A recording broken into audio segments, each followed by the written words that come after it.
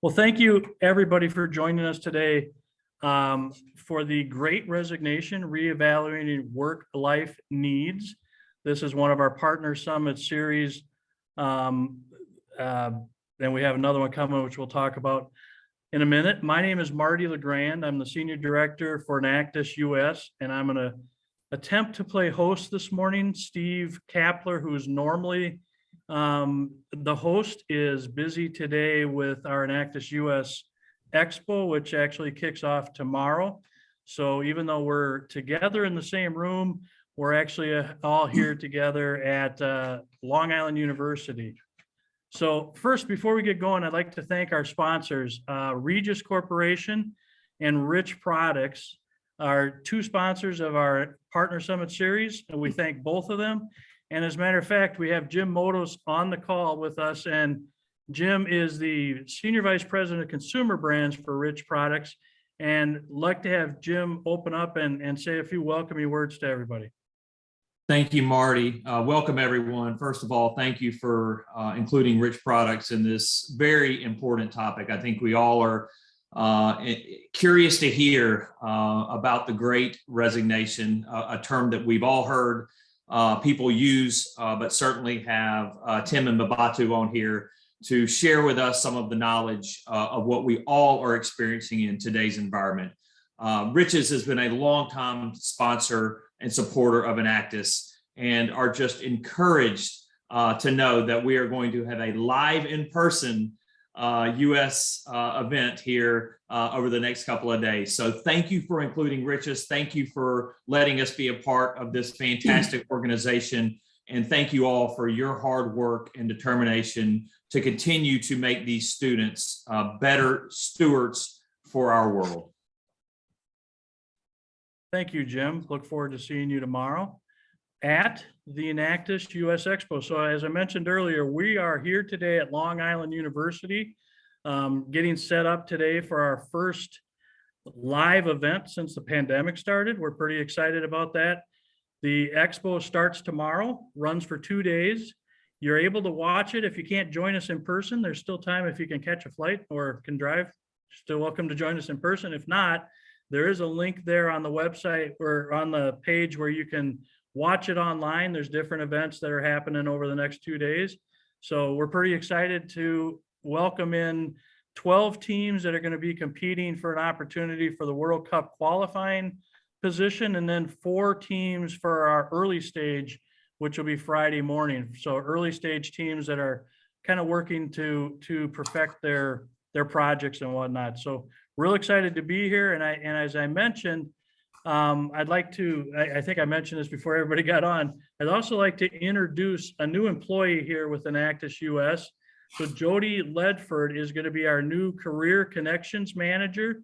She'll work directly with the partners to help find talented students for roles within your organization. So Jody, I don't know if you're able to. I'd love to have you say a couple words, if you are. Nope. Okay, so we're not IT people, but Jody says hello, and she really is here in the room with us, and she'll be working with some of the partners tomorrow at our career fair. So we're excited to have Jody on board. I did mention the World Cup. Our World Cup is going to be in Puerto Rico this year. Everybody tells me it's always 70 to 80 degrees year round. So please mark these dates on your calendar. It'll start October 30th, run through November 2nd. The opening round be on Halloween, October 31st. And we're going to have both in-person and virtual competition. So if you can't make it to Puerto Rico, you'll be able to watch it online. And we'll also have some in-person and virtual judging. So again, if you can't make it to Puerto Rico, I'd love to have you join us there. But we will be looking for judges to help us judge the competition for our 35 countries in the Enactus global organization. So do pencil those dates in. I'd like to move on to our topic here today, which of the Partner Summit series, and introduce you to our moderator, Betsy Liley, who is our Chief Development Officer here at Enactus Global, is going to lead the discussion today along with our 2 panelists. So I will send it over to you, Betsy, literally across the room here.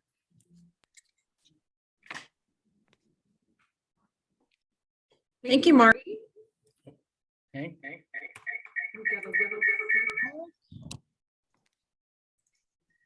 All right. I hope, okay, great. We have been figuring out how you do multiple Zoom screens in a single room, and it is an art. So apologies for the feedback there. Thank you, Marty. And if, so many of you have been with us before. Those of you who are new, this is a friendly room. It's intended to be a learning opportunity for us from people within our network, within the Enactus network, and we're really grateful to have two amazing colleagues here today. If you have questions, there is a time for questions, and you can also share a question in chat. We'll be monitoring chat, but we're going to have some questions first for the panel, and then we can open it up for discussion or more questions. So thank you all for being here. Marty, would you mind sharing the slides again, and let's introduce the panelists. Well, I thought that I was, so hang on.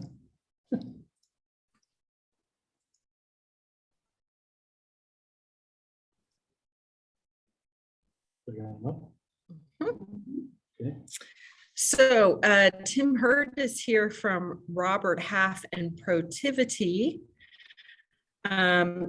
Tim brings an amazing array of experience from a host of organizations, as you can see, and a great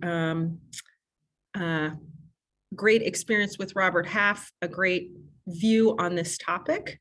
Great to have you, Tim. Will you say hi so everybody finds you among their screens? Thank you, Betsy. Hello, everyone. It's great to be here, and thank you for the opportunity to join you. I'm really looking forward to the session. So nice to meet everyone. Fabulous. Next, Babatu. Babatu, tell me if I said that right. You slowed it down a little. It was close. Babatu.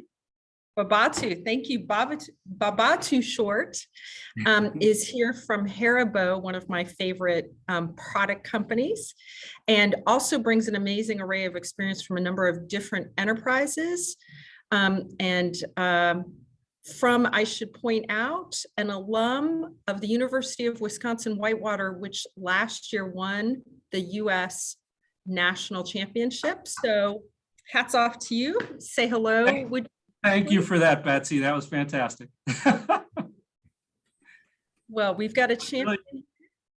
Really appreciate the opportunity to participate today. So thanks to you and Marty and Sheila and the Enactus team, Jim for being a sponsor with the organization, and Tim and others from Robert Half and Protivity that I believe are going to be on today. So I think it'll be a good discussion, and I always look forward to these for the opportunity to share information, but also I always gain something and learn from the questions and the other presenters. So looking forward to it.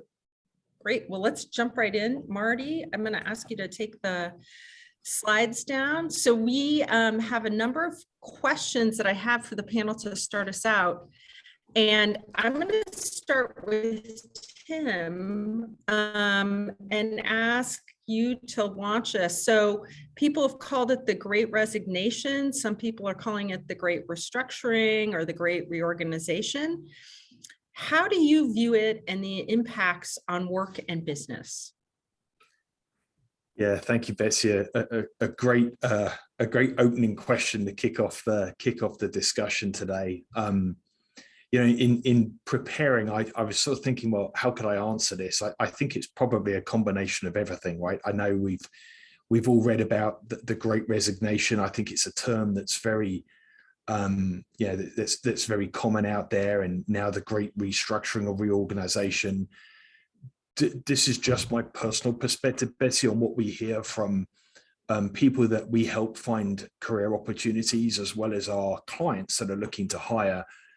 To me, we're at a point where this is really more about just the future of work, and the future of work being defined as when we do work, how we do work, and where we do work.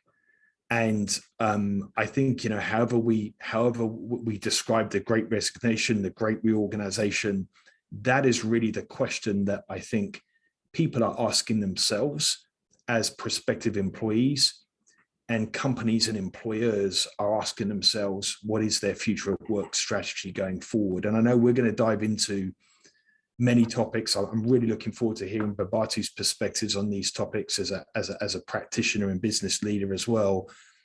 But it opens up a host of different considerations that companies and employees probably haven't had to make, whether that be around employee expectations. I think there's no doubt that the pandemic has really made people ask themselves a lot of questions about what is their expectations, how is it different. There is no doubt, Betsy, that expectations today of employees are very, very different to what they were 2 years ago, and for all the reasons that we're aware of.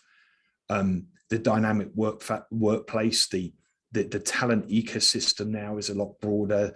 The gig economy has and is exploding in terms of size. That's projected to be a $450 billion economy by the year 2023. And we've seen many people move into the gig economy, or a form of the gig economy. So independent freelance contracting, working independently in the last couple of years. And then all of this is really challenging companies around what is their acquisition, what is their retention policies, and how have those changed, and what do they need to change? And then the big question, which I'm hoping we'll certainly dive into today, and I'm sure Babatu's got some great perspectives on this as well, is the where of the future of work. And I think many companies right now are at a crossroads as it relates to, do we bring everyone back into the office full time? Do we look at hybrid? Do we look at remote? And one is not better than the other, Betsy, but all three present very different considerations and challenges for companies around talent acquisition, talent retention, getting access to talent at a national or local market level. And I think the big question is culture. How do companies maintain culture with this dynamic workforce that's ever changing? And connected with that is, what are the different behavioral or leadership skills now that companies are looking for in these remote and hybrid environments, where it's just a lot harder to connect with employees and understand people's challenges when you're in a remote environment or in a hybrid type environment. So there's a lot there, and all of this, Betsy, is in the backdrop of, as we all know on this call, in this meeting discussion today, record low unemployment rates, record quit levels. The JOLTS report just came out recently for March, and unemployment rate is down at 3.6%. For college degreed workers, 25 years old and above, it's 2.0%. And we had, I think the latest number I had was close to 5 million people voluntarily quitting jobs in the month of January. So it's an incredibly dynamic workplace. And I've had the privilege of being in the staffing and consulting industry for 25 years, and worked in the US, where I'm currently based, in Europe, and in Asia, in Singapore and Hong Kong and Japan. I've never seen a market like this. But it presents tremendous opportunity and tremendous choice for people. So Babatu, I'll be very interested to get your perspectives, though, from a business perspective. Sure. Well, Tim, I definitely appreciate hearing you say that. And you guys, you got a little flavor for my background on the slide. I've worked in big multi-industrials, couple GE businesses, Johnson Controls, Miller Coors, and then some smaller businesses. And now I'm in a great, CPG company, or as Betsy said, her favorite product company, or one of them, and which is, quite frankly, a great honor and privilege. But the thing that, as I listened to you, Tim, you talked about, when we work, where we work, and how we work, which really resonated with me. But I'd add a fourth dimension, and that's why we work. And I think more and more people are looking for purpose-driven sort of avenues to actually exercise personal energy.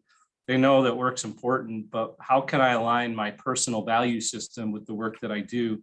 And so I think there's a, work-life integration that sort of overlays or maybe underlays all of the concepts that you mentioned. So I was just kind of my first quick reaction. I thought you nailed it, but in my mind, I kept thinking why you work, right? Because that goes to your point that you made about culture and who we are as an organization. And, not every culture is for everybody, right? In our company, we're a over 100-year-old family-run third generation company.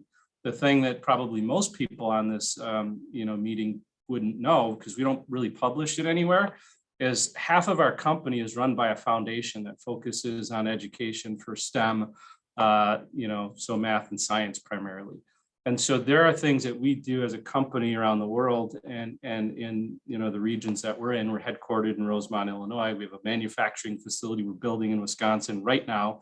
We'll get the keys this year and hire hundreds of people. So we're very excited about that. But as we work through that, we've been out in front of this community for a couple of years before we even necessarily had the land purchased.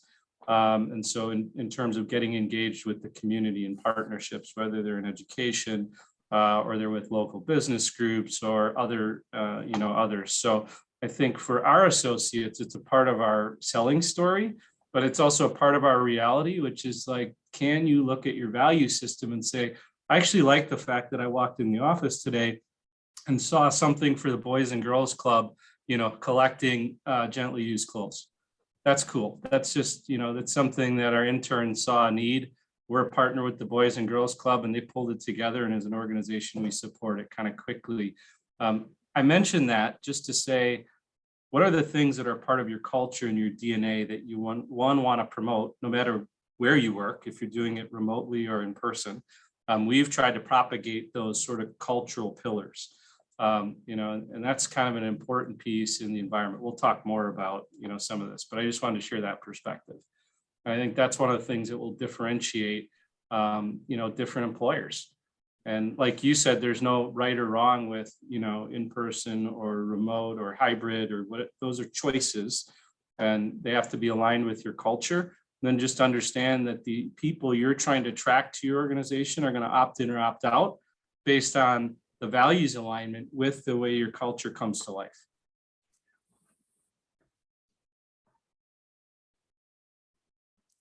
Betsy, you're wonderfully on mute. Yes. Thank you both for that really meaty opening to this extremely big topic. And I'm going to take us to dynamic workforce, something Tim mentioned, and I was interested, and Tim, I might come back to you because I certainly haven't seen a workplace like this one. The pandemic, the aging of America and a number of kind of European countries. We have a lot of different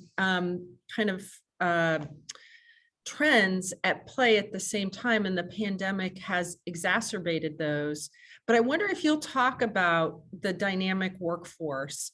The World Economic Forum has done a lot of research, and Enactus looks at that very closely because our students tend to excel at those skills that are considered the next generation needs of employers.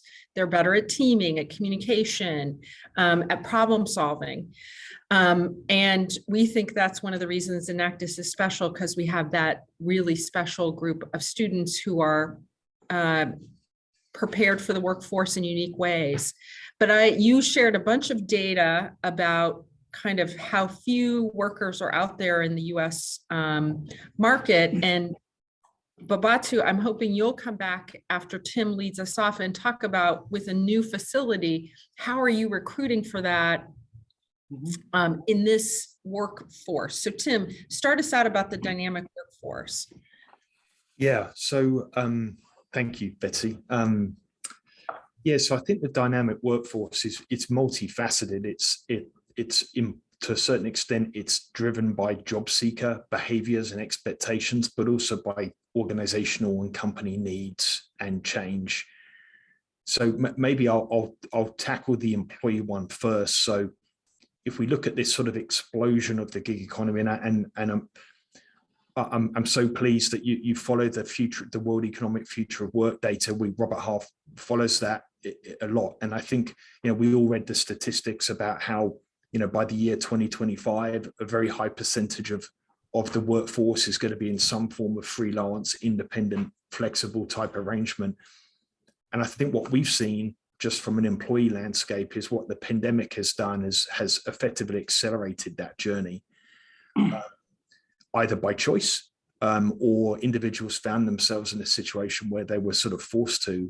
But I think what we're seeing now is that more and more people are moving or choosing alternative forms of employment now. And a lot of that is driven by autonomy, the wish to have more autonomy and control over their career, their choices, their work experience.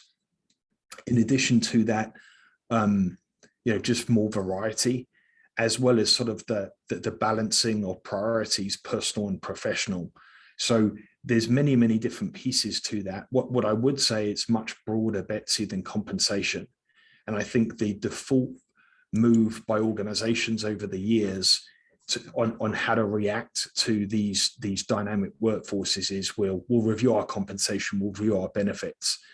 Someone once taught me many years ago that there's two forms of compensation in life. There's cash and there's experience. And I think we're seeing a workforce now that has a much broader expectation and desire for a much broader range of things that organizations can give. And I think on the organizational side, from a company perspective, and I'm sure Babatu can share perspectives from Haribo on this, we read about this digital revolution that we're in right now.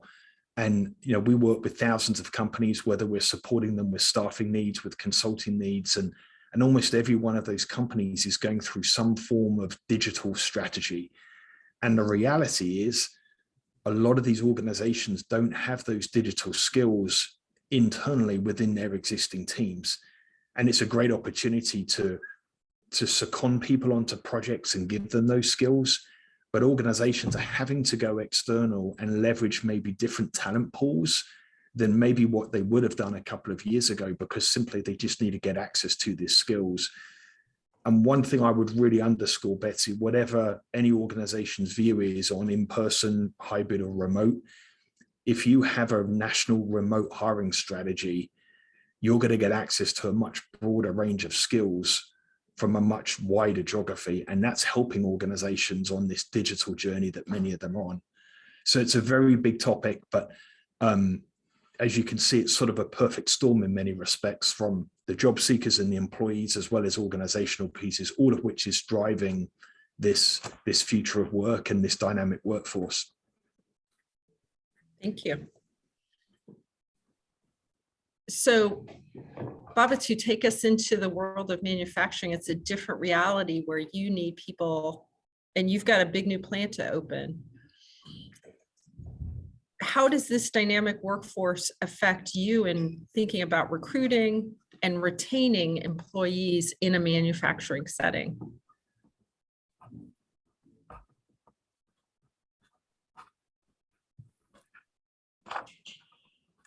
I saw it. I was on mute when I was talking, so I'll start again. Yeah, earlier I mentioned the why of people working, and I'll just sort of start with a quick story. I was driving down the interstate with my kids, who are 16 and 10. They were a little younger at the time, and I said, "Do you want to see the plant we're building?" And they said, "Yeah, well, that's great. Are you going to make gummies there?" And I said, "Yeah." So I said, just look at the big cranes. Do you see those, miles away? Yeah, just keep looking at those. You'll see the plant. But the thing that I talked to them about is I said, what's really exciting is we're going to, bring hundreds of family sustaining careers to the region. And, people are going to be able to live a good life working with our company, making cool product. And even kids kind of understand the impact of that. So, we try to connect with people that, from a, brand proposition perspective, we're all about delivering childlike happiness. And it's even one of our organizational values. So you'll see it in the way that we operate, and you'll see it in what our offices look like. People come in here, they say, "This is unlike any company I've ever seen." Well, that's because there's big gold bears all over the place, and vibrant colors and great collaboration spaces. That's the corporate part of things, right? Manufacturing, we've got some uniqueness as well. It's a greenfield plant. It is brand new. It is manufacturing 4.0. It is high tech. And so when I think about, how we recruit for that, and with a dynamic workforce, somebody who wants to be engaged in the gig economy, candidly, it probably isn't our target population. So we have to just sort of acknowledge that some of these things, we're not for some people and some people are not for us. And that's okay. So we don't try to sort of bend the arc of reality in manufacturing to make that work. But we do try to be different by providing great culture as a cornerstone. And we start there. It's a family-run business. I can tell you when I came here into the organization, I learned more in my first 2 weeks about people's health conditions, which I thought, like, why are they telling me this? And it was people telling me about others. And, for those of you who know HR, you're like, oh my gosh, why are they telling you that? They were telling me that to make sure that I and my team and the organization were taking care of these people. So there was care in the workforce. And that was something that immediately resonated for me. And so that's something that we try to show people very consistently. That's kind of one thing. But, how we recruit for manufacturing, I think you have to look at manufacturing as a whole. First of all, there's a big stigma and perception that manufacturing still has as being dark, dirty, and dangerous, right? And so we're fighting that by showing, listen, this is high tech. People of all backgrounds, right, from straight out of high school to PhDs work in manufacturing and get to do really cool work. This is phase one of a 4-phase project. So, the hundreds of people in the one building, that's not the only thing we're doing here, right? And so we feel like telling that story and sharing that story is impactful. If you talk about, how we've engaged the community, I mentioned we had partnerships with universities, colleges and universities, everything from technical schools to our prime program with a high school in the region to develop a manufacturing curriculum that, suits our needs. It's a longer term play for how we attract talent, to, giving out gummy bears to make sure people know we're coming at a local baseball team game, right? We're doing all of these things. We got, several $1 million in grants from the state for where we ended up being, right? We invested twice that before we ever broke ground back into the community. So we have a fantastic employment brand before we've ever employed people. That was a part of our strategy, understanding the very dynamic environment that we're in. Tim talked about the old classics, right, of cash. We absolutely looked at our total rewards. And, the offering that we had 2 years ago, we changed roughly by 30% based on market conditions. And a part of our strategy is to be a top payer in the marketplace, not a mid-market payer, right? So we've made some choices to be able to attract the best talent. We know, and we did an interest fair. It wasn't even a job fair. It was just like, hey, we're coming to town. If you want to come learn about us, come. We had like 600 people show up over a couple of days. We're not going to have 600 jobs, and many of them were coming from, competitor food CPG companies. So those are just some of the things that we're doing. And then I think to build on Tim's comments when he talked about, digital transformation. Of course, we're going through some digital transformation, and some of those skills we have within our workforce. Some of these skills we're borrowing from our holding company in Germany. And some of these skills we have to go get differently. And that's in the form of consultants, that's in the form of contractors, that's in the form of actually student workers from universities that have the new sort of bleeding edge skills, and we bring them in as intern. Like, there's a lot of things that we're doing to get those skills. So Tim, you're spot on about, like, that's the reality, right? For many people in the workforce. If we were a tech company, our strategic approach to how we'd get these skills would probably be different. Because, our value proposition would be tech, and you'd be doing bleeding edge, in the real world, so to speak. And so I think it depends on what your business is, how you approach it. So I guess that hopefully covers some of the question. Betsy, you're asking a question. Thank you. So let me ask you a question about that. I grew up in the heartland of the US in the Midwest, big manufacturing country, and people could have great careers like you're talking about and work in the same plant their entire careers. The gig economy, remote work is a really different way of engaging in a workplace. And I wonder if you made me think of that question, if you would talk about, because it seems like your strategy is to really go after those people who want a job, a hands-on job, a place to go to work, a great fun place to go to work. And that's not, remote work isn't for everyone. And being in a location, a place-based location may not be for everyone.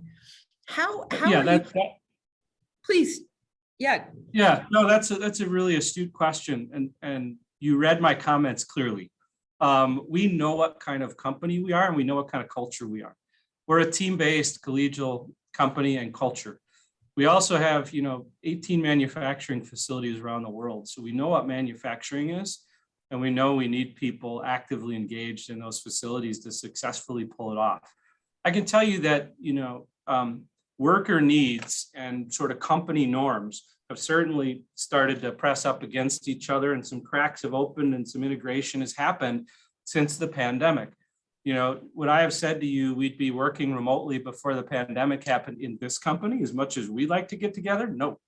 But we've actually gotten very comfortable with that and delivered, subsequent record years, quite frankly, in a primarily remote working environment. Are we moving off of our center from our value proposition and who we want to be over time? No, but we've made some adjustments. I mean, we're going to come back to the office in May, and we'll have 2 days a week as defined collaboration days. The other days you can come in if you want to, you can work remotely if you want to. That's a shift that we've done, and lots of organizations are doing it differently.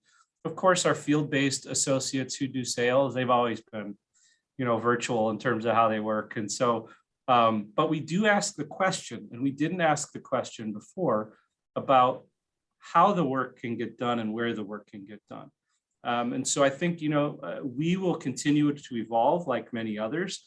Being a family-run, privately held company, I think our, pace of evolution probably won't look like, a tech company somewhere. Again, because there's a proven, century-old model about how we like to manage the business and engage people. I can also tell you, this is the first organization that I've been a part of that not only says they value like loyalty and tenure and things like that, but it's actually a part of the global competencies. And it's also something that we actually look for in people in the organization. So when somebody says to you in an interview, we want you to have a long career here and we want to have a long sustainable partnership and relationship, we actually mean it, which is so different from what a lot of other companies say and what they do, number one. But it also, gets challenged by the realities of what we just talked about with the dynamic workforce and people moving more frequently. And so, we're very aware of the environment around us, but it's interesting. We do what we can to try to live into that. We also do it with our external partnerships. And we don't just trade out vendors and suppliers, and go to RFP every year. When we do it, we do a really diligent job, and we really want a partner or partners who can work with us. And so we create an ecosystem that's sustainable. So that's how I would respond to the question, Betsy, and give a little perspective. Thank you very much, Tim. This was a topic that we thought would come up today, and it's interesting to hear that intentionality that Haribo has about coming back to the office in May with those 2 intentional collaboration days. But I wonder if you will talk a little bit about what you're seeing broadly as far as trends with remote work. A number of companies have made announcements that they're going to be back in the office. They're going to be back in the office by a specific date, or they're remote only. New York City, I was just reading an article about the commercial space and how much of their kind of economy is based on commercial office space. And lots of workers are coming back, and that's hurting the city's tax base and its basic financial future. So these decisions about remote work have great repercussions throughout everything. But for people and companies, Tim, will you talk a little bit about that decision-making process about remote, hybrid, all in, back in the office? Sure, and it's a great question, Betsy. And to Babatu's earlier comments, one size does not fit all, and I think that's the most important thing. Every industry, every product, every organization is going to choose its own path that they think is right for them. And so that's the first thing, sort of, I would say generally, is when companies come to us and say, well, can you advise what we should do in this area? It's a much deeper topic than just asking themselves the question, well, am I going to try and hire now people outside of my city or not? And as we heard from Babatu, there's many, many advantages about having a very deep local market centric strategy as it relates to community involvement and all of those different things. So it's a complex topic, but I would say big picture, Betsy, what we always advise our clients on is what is your EX, your employee experience, and not only what it is and what are the components of that, but how accessible is it and how intuitive is it for employees. And underneath that umbrella, there's a host of different considerations which will help companies get to the decision of in-person, remote, or hybrid. And some of those are, apart from the products and industries that Babatu spoke about earlier, is technology. What is the technology set up for an organization? Because a company can't move to hybrid or fully remote unless they've got the necessary technology infrastructure to support that. The second component to that, obviously, is communication and collaboration. And as Babatu mentioned in his comments, that does become, irrespective of what organization you're in and how strong your leadership is, if people aren't together in person, it just makes connectivity more challenging. So having to think of innovative ways, intuitive ways on engaging that, whether it be the collaboration days that Babatu is referencing or other types like that. The other thing that is very important for organizations now, and I hear most organizations they describe that they're making progress in it, but there's still more work to be done, is around DEI policies. And this is becoming a really, really important consideration for employees on whether they join or stay at companies, is how far are organizations on that journey. And then I guess the fourth bucket is the whole thing of leadership. I'm going to make a very generalized comment here, Betsy, but put it in the context of how I mean it, is that prior to remote work, leadership responsibilities were very much about assigning tasks, managing deliverables, setting deadlines, setting high standards, making sure things were delivered on time.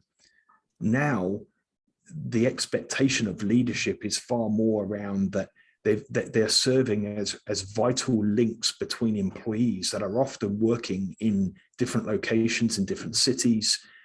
They're working on cross-functional, cross-departmental projects where collaboration is so important, and having to make sure that employees are always in the loop on communication.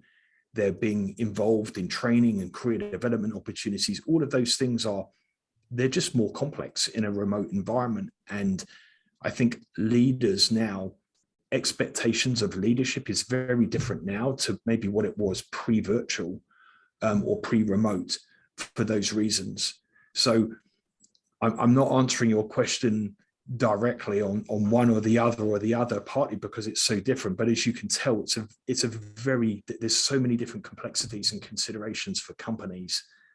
But ultimately, companies that are willing to change, that are willing to innovate and really drive this EX, this employee experience, and make it accessible and intuitive and relevant for their employees, they're the ones that are winning the war for talent. And to Babatu's point, giving people a purpose and a reason on why they're working at an organization. Jump in there, Babatu. What do you? Yeah, thanks, Make- Betsy. So I'm gonna help you Maybe- again, just because you have an audience. It's Babatu. Babatu, sorry, I am That's all right. horrible at- And will you talk a little bit about culture as a part of this? Because you definitely have baked culture into your recruitment strategy. Will you talk a little bit about how you made that decision about coming back to the office and how your culture drove that decision, if it did? Sure. Yeah. So I'm going to step back when I answer the question, and I'm just going to say that culture underpins most decisions we make as an organization, certainly the big ones. And so initially, again, we had a FaceTime culture. People were here all the time. We're in a corporate office. No reason people couldn't work remotely, but we like to be team-based, collegial. When we have great news, we literally have a physical bell and we ring it walking around the office, and everybody gathers in the town hall. This is pre-pandemic, right? And so this is just an illustration of kind of how we operate as an organization. So we knew we wanted to maintain the culture to the best of our ability, but we had a pandemic happening that nobody had experience with. And so we agreed to some operating principles, and at the top of the food chain was employee safety, health, and well-being, both physically and psychologically, was paramount. And that was a guiding principle. There were others, but that was one at the top of the list. So we said, well, we have to figure out, because we might end up having to work remotely. So we did a little test, just a little 2-day test. And, we didn't come back March to October because the world shut down as a big organization. And in that time, we utilized that principle to do some other things in the office to make it safe for when we decided to return. So our culture told us we don't want to lose our connectivity. We don't want to lose kind of being this organization where we're connected with one another. We know one another. We care for one another. We work as teams. We work cross-functionally. We don't want to lose the ability to walk out the door and talk to somebody. They walk in the door and talk to us and have 6 conversations cycle in a 15-minute window, as opposed to a 30-minute, 30-minute, 30-minute, 30-minute, 1 hour, right? Virtual meetings your entire day from tip to tail. So we don't want to lose that. So we did some things inside the office that spoke to that first principle. Simple things. Our cubes had low walls. We got the same architects and we added, a couple feet of glass. It looks like it was always that way. Guess what? Nobody's going to lean over you and talk right next to your head. It's a safety thing, right? Simple. So we did things like that. But always our principles came up, and our culture, even when we were working remotely, we said, okay, well, we're used to having, a holiday celebration. We're used to having a Halloween celebration. We're used to doing, how do we do it virtually? And so, because we don't want to lose our culture. So, we got a production company, and the production company helped our presenters and leadership feel like we were in the same room. So culture drove the decision to make the financial investment in infrastructure when I talked about cubes, or the holiday celebration and how we actually resource it and pull it off. And then we did other things, right? It used to be the associate and their committed partner would come to this celebration. It was downtown Chicago, some nice hotel, great dinner, a lot of fun, raffle, big prizes. And I mean, mountain bikes and Roombas and top tier stuff. And we wanted to continue that, but how do you do that in a remote environment? Oh, we're going to pick some things and we'll do the same kind of raffles, but it's going to be a gift card for the value and people can go get what they want. Oh, we still want the spouse, but they're going to be at home. So now we need to think about the family. Hey, we should send something, some kind of a gift for the kids too. All right, so now the kids get, Puma gift cards so they can go get the Haribo Puma sneakers. Yeah, how about that integration? And so, but again, culture drove those decisions, which was kind of the question. And so we always look at culture and think about that as, what are the implications? And the cornerstone of our culture is our values. If you sort of look in my office, they're hanging on the wall, right? And that's no accident. They're on every wall. They're all over the place, but we really live them. And I'm not going to give you guys a value speech because that wasn't the question. But my point is, when you think about culture and how we use it, we make it visible, we make it a part of who we are, and then it guides our decision-making. This is such a great discussion, but we are almost at the end of our time. And so I wonder if each of you would give me a 2-sentence conclusion for what you think we're going to see in the next year to 24 months, 1 to 2 years. And once we do that and say goodbye to you, I'm going to hand back to Marty so that we let everyone leave on time. So Tim, two sentences. What do you look into your crystal ball? What's coming in the next 12 to 24 months? Well, gosh, that's a difficult one to answer in a couple of sentences. I mean, it's change, no doubt. I think the future of work is here. It's upon us now. I think we're going to see more and more companies. As Babatu shared today, the case study of Haribo, a great example, innovate when it comes out relates to talent management, talent acquisition, talent retention strategies. I think we're going to see more and more employees looking for alternative forms of employment.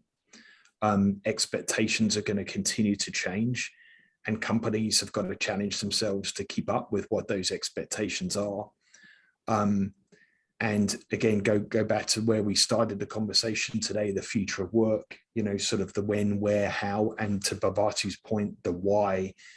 I think we're just going to see more and more change and more focus of organizations and employees around the future of work. But job optimism, Betsy, is at an all-time high right now. And the Great Recession, reshuffle, the future of work, it's not going away. It's here to stay. It's here to accelerate. And I think this whole concept of this sort of anywhere workforce, remote, hybrid flexibility is ultimately going to be the strategy that's going to help companies win the war for talent. Gosh, I could talk about this topic for hours. It's so exciting. And part of it is, Betsy, we don't know. That's the other part of it, is we don't know what the future is like. We just know that change is the only constant, and change is happening faster than what we've ever seen before in the employee landscape. Thanks for those comments, Tim. And Betsy, this is why you gave us 10 minutes, because we don't have two sentences in us. You've watched us talk. All right. So I agree with Tim's sentiments, and I would summarize in this way. I think the change and the pace of change will continue. And I think that when you have a rapid changing environment, you have two primary kinds of people. One are people who run toward that change and are so excited about it, they continue to seek it, drive it, and perpetuate it. You have another group of people, both large groups, that seek stability and familiarity. And we've seen this during the pandemic. People have gone back to their comfort treats and, their gold bears, for example, their comfort hobbies. I used to fish, I fish again, like all those kinds of things. And I think the world of work is going to sit somewhere in the middle between, the pendulum has swung pretty dramatically. You see even some of these companies that have been remote saying, all right, now everybody's coming back. Like, we're going to continue to see that push and pull, I guess, is what I would say. What it'll actually look like in the end is sort of harder to say. I think we will consistently see organizations need to get better at understanding their employee value proposition and better at understanding how to meet the expectations of the marketplace. So we're going to continue to see the need to innovate some of that dynamic change. And I think the last thing that I would say is, I think one thing that will remain the same is people who create clear expectation and understanding around culture and employee experience, and then go find people with a very open, transparent way about who they are, what they are, and how they are, will have the most success. Because everybody is not going to win the war for talent with every person. The value propositions don't line up. So it's about understanding who you are and then presenting that to the marketplace in a way that's meaningful. And everybody's going to have to adjust and innovate and continue to do so. Probably 10. There was a question in the chat for you about from Camille, right? Yes. Yeah. I saw it. Thank you. I wrote it down. Thank you for flagging that. So thanks for the question, Camille, and hopefully I pronounced your name correctly. If not, you can sort of send me a message later and I'll get it right if you do it phonetically. But, Yes, we did ask our associates. That's actually a part of our culture. So when you talk about the decisions, so, we had a business continuity team early in the pandemic when we just weren't even sure how we were going to remote work and like pay the bank, for example, or do these kinds of things that are just, how do you do your job remotely? Some of them were natural, some of them were not. So, but after that, we had a team that was focused on when we come back, how do we do it? I led that team as a part of seeking associate feedback. We had somebody from sales, somebody from IT, somebody from quality, another person from HR, somebody from procurement and commercial. So we had, just in that planning team and group, we had people from every committee involved, right? But then we actually had conversations. So when it was time to do something or make decisions, we were seeking feedback. We didn't use a ton of surveys, okay?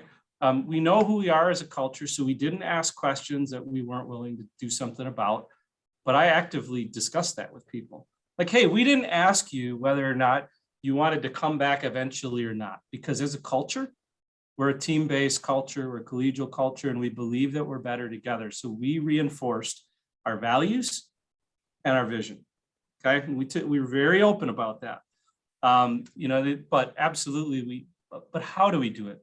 When do we do it? Are you comfortable coming back right now versus later? What does that look like? And we did it, again, we did some surveys early on. Later, we engaged our management team and talked to every person in your team, right? We used those, and then I held some listening sessions with, 30, 40 people. Just said, hey, what do you want to talk about? I have a couple topics, and now you ask questions. And so absolutely, we opened up the communication, and Tim mentioned it earlier. The type of communication being accessible, open, frequent enough, the right kind, super important. And I think as an organization, I'm going to jump in there because we're at time, and this has been a lot of open and free communication on both your parts, Tim. We thank you both so much for joining us today. And thanks to our audience. I'm going to hand back to Marty to wrap us up and say goodbye. Thank you for the opportunity, Betsy. Really yes, enjoyed it. thank you, Betsy. Really appreciate it.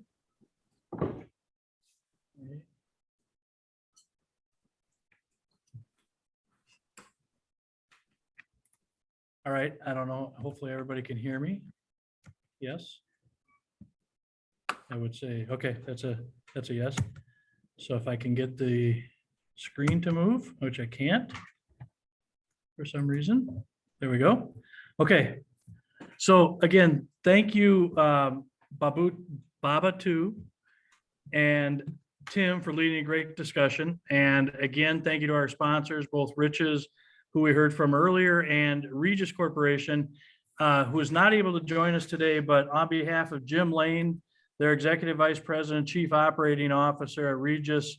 Regis is Smart Style, Supercuts, Cost Cutters, others. But thank you on his behalf for attending today's Partner Summit series around this great topic. Regis has been a proud partner of Enactus for over 22 years. They're committed to continuing that partnership well into the future. They support next-gen leaders and has never been more important, and the Enactus mission has never been more critical. They rose from the COVID pandemic. It's been a slow strategic process, and they continue to take a lead in creating smart and safe environments. Regis shares and holds the highest regard of the Enactus values of integrity, passion, innovation, and collaboration. So I would like to also, and again, thank you for both partners. I would also like to remind you the May Partner Summit Series, which will be May 18th. The topic is around DEI. It's actually a topic we had in May of last year. We're going to readdress it with moderator Kim Shaw from Coca-Cola and Dale Caldwell. At least one panelist. We'll have a couple more. Dale will be joining us as well. So I believe that is it. I thank you all for joining us today. I hope that you have a great day. Hopefully we'll see some of you here tomorrow at Long Island University, and have a great day. Thank you.